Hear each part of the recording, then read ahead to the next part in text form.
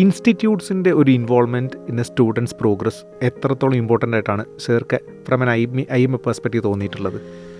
ഞാൻ പറയും, ഇന്ന് ഇന്ത്യയിൽ CMA പഠിച്ചു വരുന്ന കുട്ടികൾ അല്ലെങ്കിൽ ഒരു 80 to 90% ഇന്ന് ഇന്ത്യയിൽ CMA ചെയ്യുന്നവർ നമ്മുടെ ഏതെങ്കിലും ഒരു പ്രൊവൈഡറിൻ്റെ കൂടെയാണ് പഠിക്കുന്നത്, അല്ലെങ്കിൽ അവരാണ് അവരെ ട്രെയിൻ ചെയ്യുന്നത്, സപ്പോർട്ട് ചെയ്യുന്നത്.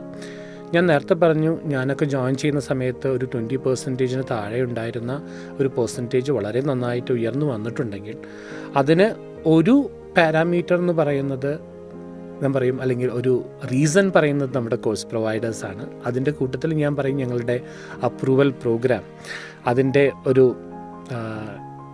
നെടുന്തൂണ് അല്ലെങ്കിൽ അതിൻ്റെ ഒരു ഫാക്ടറായി മാറുന്നുണ്ട്. കാരണം നമ്മൾ ആ ഒരു പ്രോഗ്രാം ക്രിയേറ്റ് ചെയ്യുന്ന സമയത്ത് അല്ലെങ്കിൽ ആ അപ്രൂവൽ പ്രോഗ്രാം കൊണ്ടുവരുന്ന സമയത്ത് പലപ്പോഴും നമുക്ക് മാർക്കറ്റിൽ നിന്ന് വരുന്ന ഒരു ചാലഞ്ചാണ്, മറ്റുള്ള സർട്ടിഫിക്കേഷനൊക്കെ പെട്ടെന്ന് കൊടുക്കുന്നുണ്ടല്ലോ, എന്തുകൊണ്ട് IMA കൊടുക്കുന്നില്ല? അപ്പോൾ നമ്മൾ പറഞ്ഞത് ശരിയാണ്, ഇപ്പോൾ വരുന്നൊരു ഗ്രോത്ത് ചിലപ്പോൾ സ്ലോ ഫേസ് ആയിരിക്കാം.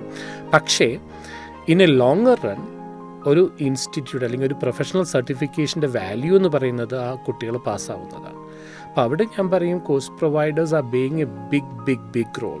ആൻഡ് അവരുടെ ഒരു ഡെഡിക്കേഷൻ്റെ ഭാഗമാണ് ഇന്ന് പല നല്ലൊരു പാസ് പെർസെൻറ്റേജ് കൊണ്ടുവരുന്നത്, പ്രത്യേകിച്ച് കേരളത്തിൽ. ഞാൻ പറയും, അത് ഞാൻ നേരത്തെ പറഞ്ഞത്, കേരളത്തിൽ ആ കൊടുക്കുന്ന ഒരു style of dedicated learning period, teaching period, revision period, make sure there is no way you can fail in the exam എന്ന് പറയുന്ന ഒരു സിസ്റ്റത്തിലോട്ട് കൊണ്ടുവരുന്നു.